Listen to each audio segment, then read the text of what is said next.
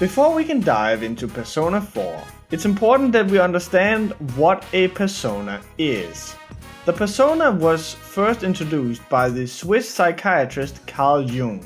Carl Jung described a persona as a kind of mask designed on the one hand to make a definite impression upon others and on the other to conceal the true nature of the individual. In other words, the character, the you that you display at your job, is not the same as at home.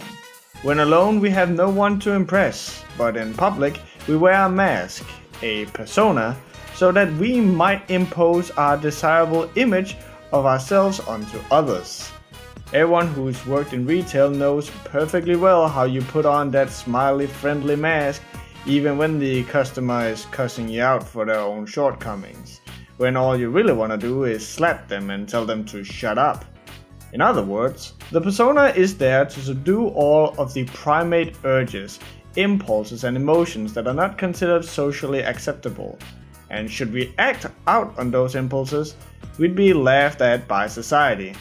That being said, it's not like we cannot look through this facade. When you see all those Instagram models, how they're living off of avocados and strawberry shakes and basically do nothing but look gorgeous and do yoga, you know it's fake deep down. But we still entertain this whole thing so that society might carry on as normal. The dangers about society is, however, when it becomes too much and we start identifying with that particular role and lose all sense of self.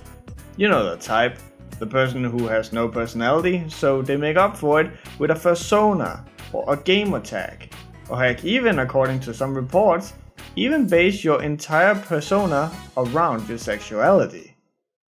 It's important for the sake of this analysis to point out that shadows are emotional in nature, seeing it opposes the rigidness of the ego.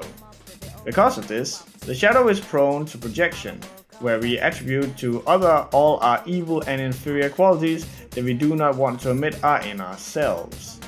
The psychologist Marie-Louise von Franz once said, "If you feel an overwhelming rage coming up in you when a friend reproaches you about a fault, you can be fairly sure that at this point you will find a part of your shadow of which you are unconscious." However, if we are able to confront this behavior, we can bring the shadow into consciousness and from that become a better person. In other words, by facing our true selves.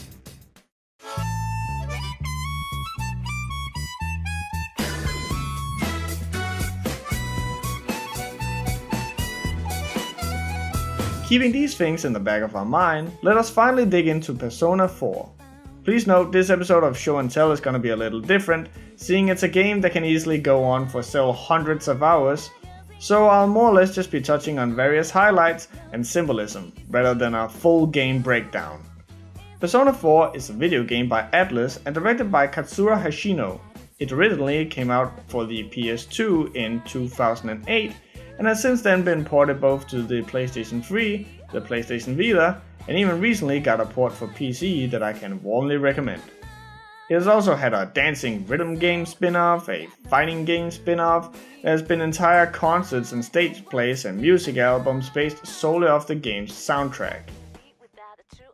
We'll be focusing on the game this time, as we'll be starting with a look on the gameplay. Persona can for some people look like your typical Japanese role-playing game when you first see it, but what makes Persona 4 stand out from its competitors is its social link system. You see, when you're not fighting stuff in dungeons, you're hanging out with various people and working on improving yourself. Each character you can hang out with falls under a character type represented with tarot cards. When you hang out with them, there'll be a lot of different dialogue choices, and picking the right choice will make the character in question like you more and deepen your bond with them, which in turn will make you and them stronger. The whole idea of Jung's psychology is neatly woven into this gameplay mechanic. Your main character is almost comedically plain and doesn't even have a character type attached to him. Your character is specifically referred to as the Joker. Your persona ability, however, is that of the wild card. Compared to that of others, it is very special. It is like the number 0, empty. yet holding infinite potential within itself.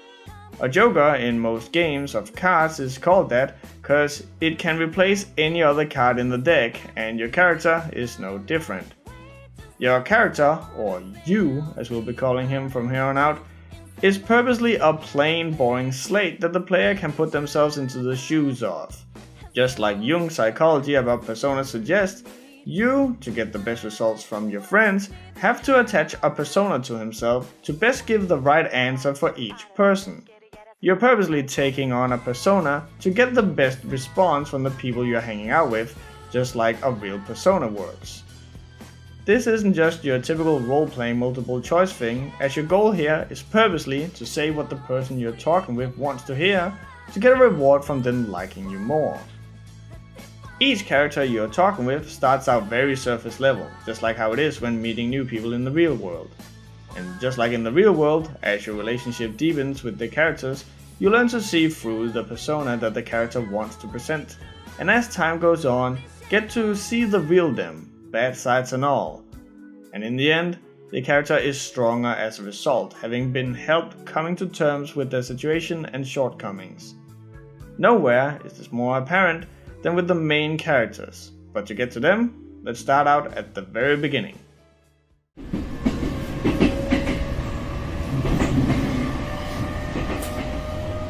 Well, I'm sure that you all know already, but at the end of this month, he will be transferring to another school. Seriously? Oh my gosh, I can't believe this.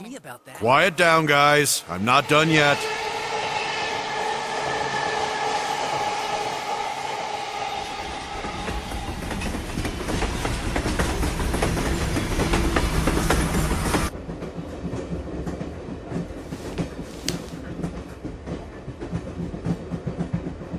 We will arrive at the Yasogami terminal in a few minutes.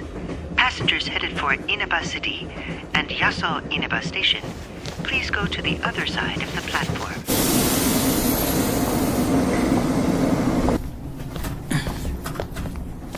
The scandal involves the Enka star Misuzu Hiragi preparing to tour overseas. Taro Namatame, a council secretary in the Inaba region whom she married just last year, is now under suspicion of having an affair. What's more, his rumored mistress is the well-known TV announcer, Miss Should we go soon? Yes, just about. The question on everyone's minds is how this love triangle will affect...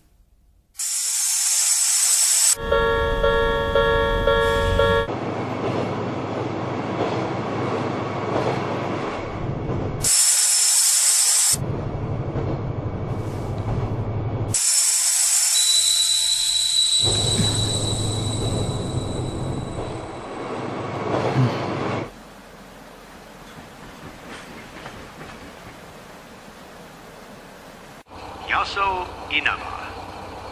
Yaso Inaba.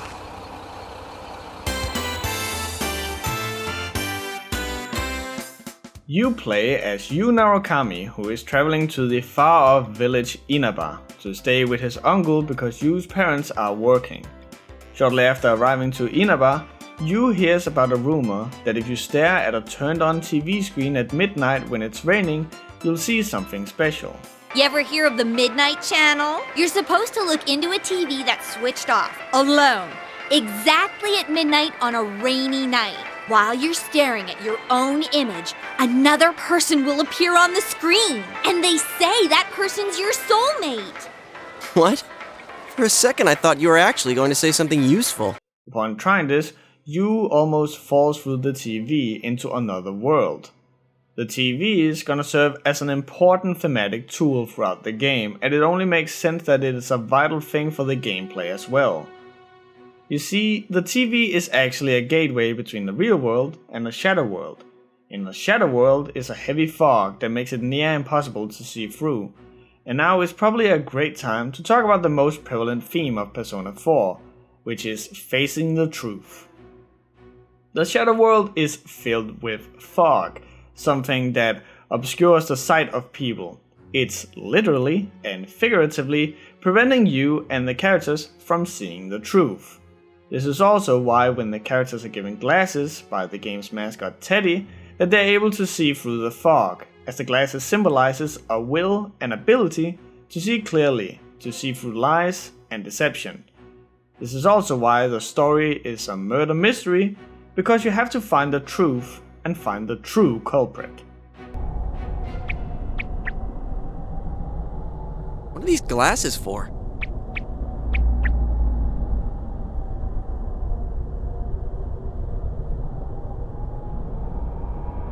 Whoa! The difference is like night and day. With these on, it's like the fog doesn't exist. They'll help you walk through the fog. After having stepped into the shadow world and getting the glasses, we are able to see the shadow world is made out of stages, and the hub even looks like a distorted TV studio. This is symbolic in nature, but obviously also fits the idea of being behind a TV screen. After meeting Teddy, a sentient mascot bear costume, you'll get attacked by shadows that are either portrayed as flying orbs with only a big mouth, or a dark ooze with a mask on it. The mouth shadow symbolizes how an image of a person is created through hearsay and gossip, which plays a massive role in the game, while the mask blob symbolizes a being with no structure, only recognized by the one thing of substance that has, its mask, or rather, its persona. During the confrontation with the shadows, a voice calls out to you saying the well-known quote, "I am Thou, Thou art I." There's not a whole lot to unpack with that quote, but in the interest of no one missing anything, every time this is said, it's symbolic of the character realizing that the persona they're presenting outwards is part of them. It's not fake, it's not an act, it's just one part of them they're putting out for the public to see. You are your persona, and your persona is you.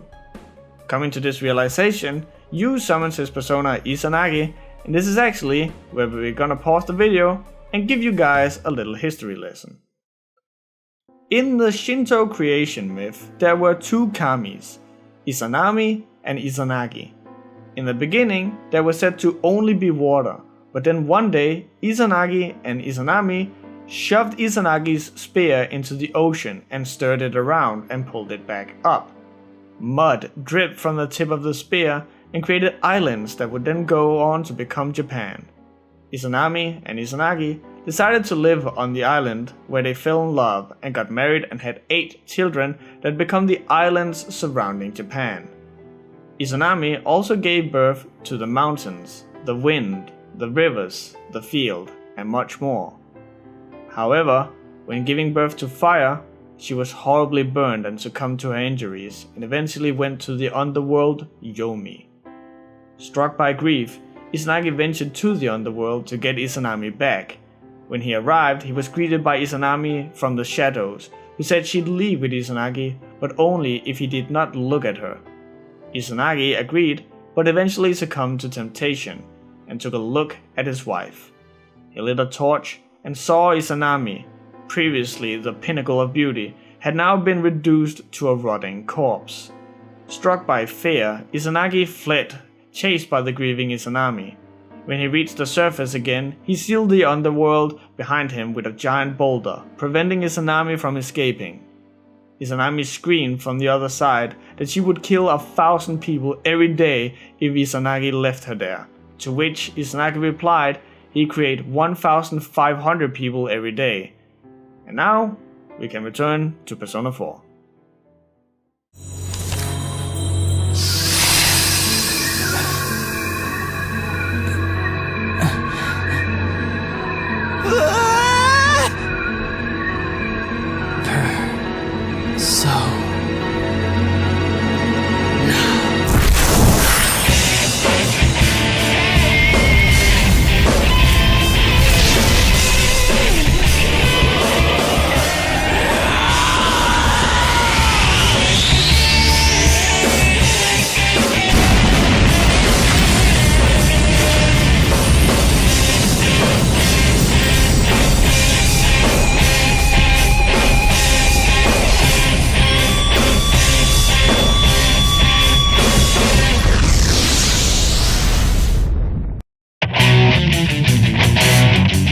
You see, you, the protagonist, wield the power of Izanagi, and the main villain of the game is Izanami. Persona has always used folklore creatures and deific beings as its main creature in its games.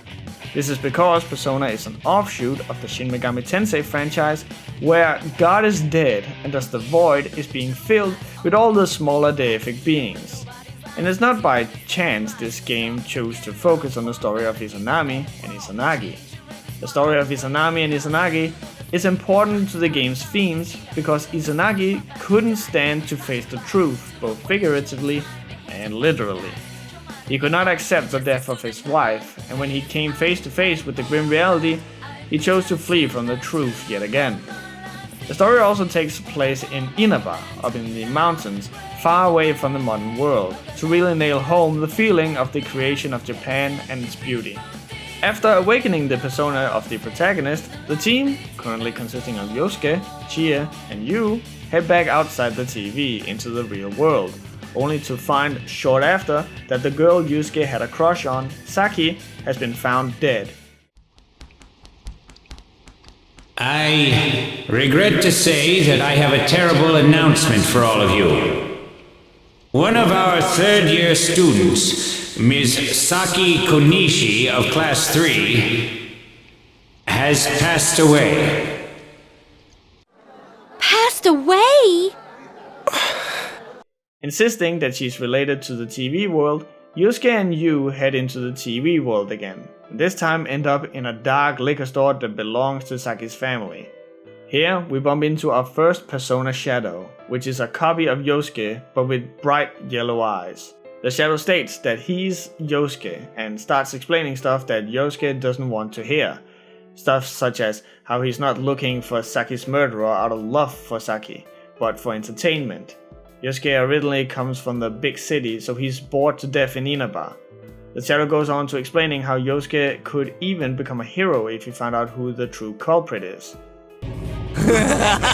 Yeah, right. How long are you going to keep deluding yourself? Screw the shopping district and Juness too. You're sick of everything, especially living out in the sticks. What are you saying? That's not true. You put on a good show of being carefree and happy-go-lucky because you're so terrified of being alone. The more the merrier, right? You've got to be surrounded by people to block out the pain of isolation. And what's this about checking out this world for Saki-senpai's sake? Ha! I know the real reason you came snooping. Stop it! Why so panicked? I thought I was just spouting bullshit. Or maybe I do know everything you're thinking. Why's that? Because I am you. You just came because you thought it sounded like a good time. What else is there to do out in this shithole? A world inside the TV. Now that's exciting. You didn't have a single other reason for coming here, did you? Yosuke, refusing to believe that the Shadow is him, screams that he doesn't recognize the Shadow, which seems to trigger the Shadow to turn into a monster.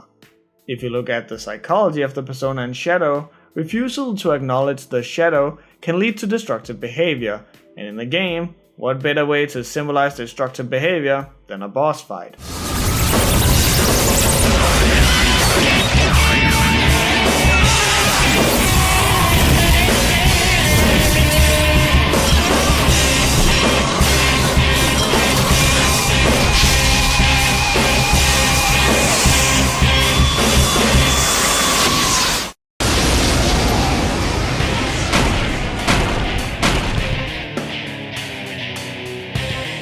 I am a shadow, the true self.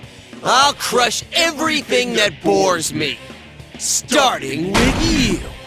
After defeating the boss, Yosuke acknowledges that everything his Shadow said is true, but what a lot of people fail to realize is that that's only part of it. As mentioned before, a persona and a Shadow are only parts of the real you.